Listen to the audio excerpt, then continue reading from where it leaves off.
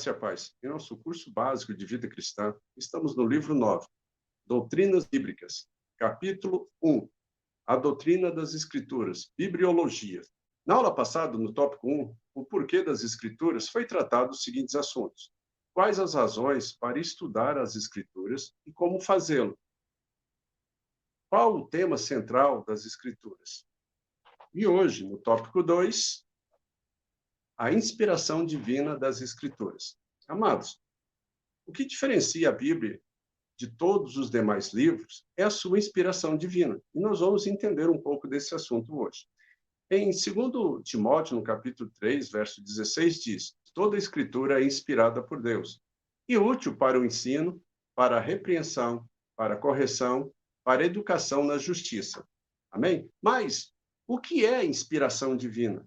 É a influência sobrenatural do Espírito Santo, como um sopro sobre os escritores da Bíblia, capacitando-os a receber e transmitir mensagens divinas sem mistura de erro. Amém, amados? Então, observe, a Bíblia reivindica para si a inspiração de Deus, pois a expressão "assim diz o Senhor" ocorre mais de 2.600 vezes nos seus 66 livros. Isso além de outras expressões equivalentes. Mas nós temos falsas doutrinas com relação às Escrituras. Então, vamos ver as falsas doutrinas quanto à inspiração das Escrituras. Né? Primeiro, a teoria da inspiração natural humana. Ensina que a Bíblia foi escrita por homens dotados de inteligência e força intelectual especiais, como Luís Camões, Rui Barbosa, etc. Esta é uma forma que acharam para negar o sobrenatural dos textos sagrados. Amém? 2. A teoria da inspiração divina comum. É a mesma que hoje nos vem quando oramos, quando pregamos, cantamos, ensinamos, andamos em comunhão com Deus, etc. Então, a inspiração comum pode ser permanente, ao passo que dos escritores da Bíblia era uma inspiração temporária. Amém? Terceiro, a teoria da inspiração parcial. Ensina que parte da Bíblia foi inspirada, outras não.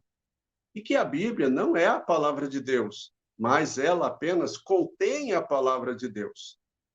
Mas isso vem contra a declaração de Paulo, que diz que toda a Escritura é inspirada por Deus. Nós lemos agorinha. Quarto, a teoria do ditado verbal. Ensina que a inspiração bíblica é só quanto às palavras, não deixando lugar para a atividade e o estilo do escritor. Mas observe, amados, Lucas, por exemplo, ele fez uma cuidadosa investigação de fatos conhecidos. Está registrado praticamente ali em Lucas, no capítulo 1 a 4. Né? Então, já quebra essa teoria. Quinto, a teoria da inspiração das ideias. Essa teoria ensina que Deus inspirou as ideias da Bíblia, mas não as suas palavras. Essas ficaram a cargo dos escritores. Amém? Mas, amados, observe. A teoria da inspiração plena ou verbal, esta é a verdadeira. Ensina que todas as partes da Bíblia são igualmente inspiradas, que os escritores não funcionaram como máquinas inconscientes, que houve uma cooperação vital e contínua entre eles e o Espírito de Deus, que os capacitava. Amém?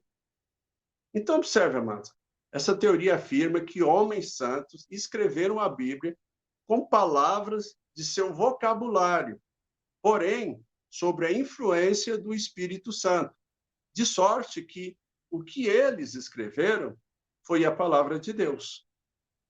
Também ensina que a inspiração plenária cessou ao ser escrito o último livro do Novo Testamento. Amém? Então, não temos mais isso. Uma curiosidade, a Bíblia não mente, ela simplesmente registra mentiras que outros proferiram.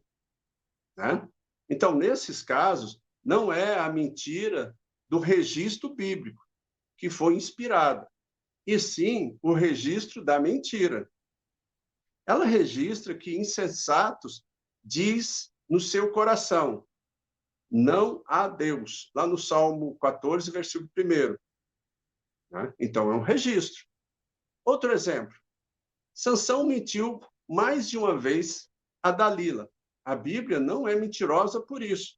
Ela apenas registra o fato.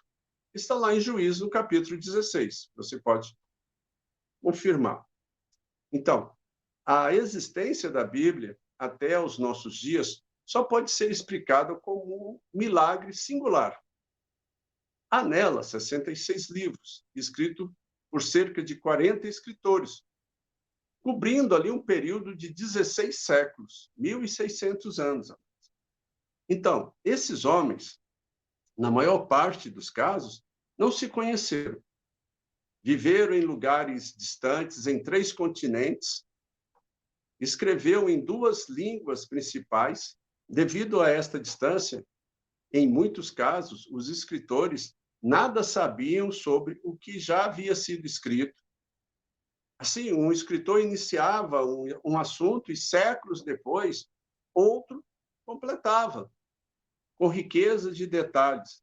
E somente um livro vindo de Deus poderia ser assim. Amém? Então, alguns pormenores dessa harmonia. Primeiro, os escritores foram homens de todas as atividades da vida humana. Daí a diversidade de estilos encontrado na Bíblia. Mas, observe, por exemplo, Moisés foi príncipe e legislador. Josué foi um grande comandante. Davi e Salomão, reis e poetas. Isaías, um estadista e profeta. Daniel, ministro de Estado. Pedro, Tiago e João, pescadores. Amós era um homem do campo, um vaqueiro. Mateus, funcionário público, etc. Né? Então, diversas posições sociais. Apesar de todas essas diversidades, quando examinamos os escritos desses homens sobre tantos estilos diferentes, verificamos que os mesmos se completam, tratando-se de um só assunto. Segundo, as condições. Também não houve uniformidade de condições na composição dos livros da Bíblia. Né? Moisés escreveu o Pentateuco nas solitárias paragens do deserto. Jeremias, nas trevas e sujidades de uma masmorra. Davi, nas verdes colinas dos campos. Paulo escreveu muitas das suas epístolas nas prisões. João, no exílio, na ilha de Patmos, etc. Então, apesar de tantas e diferentes condições, a mensagem da Bíblia é sempre uniforme. Terceiro, as circunstâncias.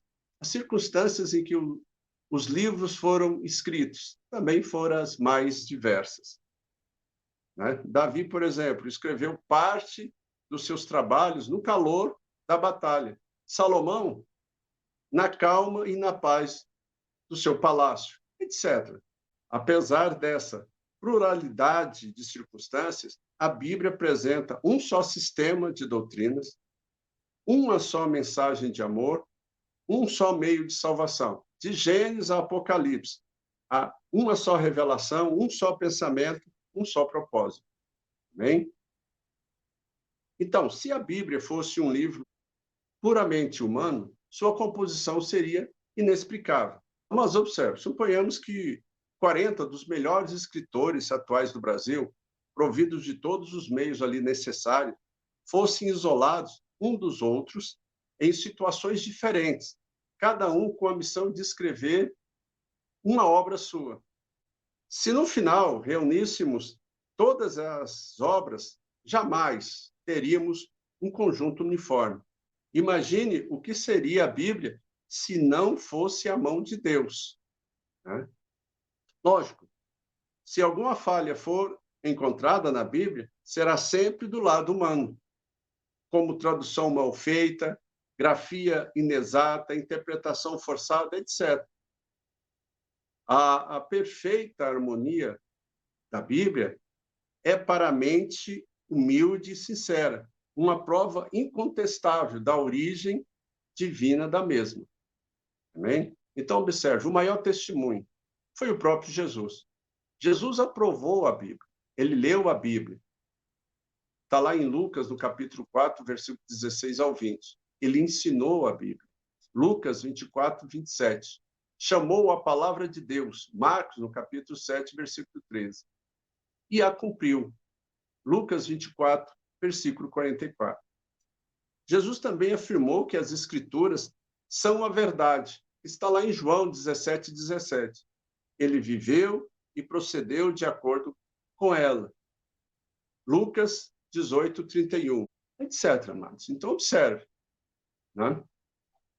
Cada pessoa que aceita a Jesus como Salvador, o Espírito Santo testifica no crente que este é filho de Deus e que a Bíblia é a mensagem de Deus. O cumprimento contínuo das profecias da Bíblia é uma prova da sua origem divina. Inúmeras profecias da Bíblia se cumpriram no passado, em sentido parcial ou total.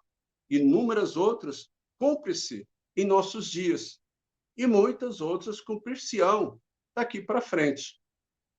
E para nós terminarmos, né, a Bíblia é familiar a cada povo ou indivíduo, em qualquer lugar.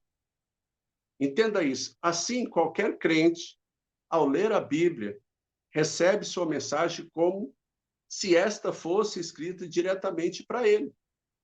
Amém? Então, vamos observar aqui 3 pontos que destacam a Bíblia como superior a todos os outros livros escritos pelos homens. Primeiro, a Bíblia contém mais verdades que todos os demais livros juntos. Segundo, se há mentiras na Bíblia, não são dela, apenas foram registradas. Nós já falamos muito sobre isso. Terceiro, a Bíblia é um livro imparcial. Isso é, a Bíblia não oculta a fraqueza e o pecado dos seus protagonistas, ou as pessoas que protagonizaram a história que ela registra. Amém? Temos que entender isso daí. Amém, amados? Então, na próxima aula, no capítulo 2, a doutrina de Deus, teologia, tópico 1, a existência de Deus. Quais as 2 formas de negação da existência de Deus? Quais os 3 argumentos racionais quanto à existência de Deus? Amém? Então, amados, na nossa rota de amadurecimento, de crescimento, nós temos que ter conhecimento das principais doutrinas bíblicas. E hoje nós terminamos a primeira e vamos começar a segunda. E que nós, nessa busca de conhecimento, nós possamos crescer e amadurecer. E não deixarmos de falar do amor de Deus para as pessoas. Porque o nosso objetivo é esse. E levar a palavra a todas as criaturas, todas as pessoas, os nossos amigos, parentes, colegas. Que Deus nos abençoe e nos direcione a isso.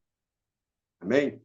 Se você gostou, deixe aí o seu like. Se você tiver alguma dúvida, deixa ali nos comentários a sua pergunta. Nós estaremos te respondendo. Que Deus abençoe a todos e até a próxima aula.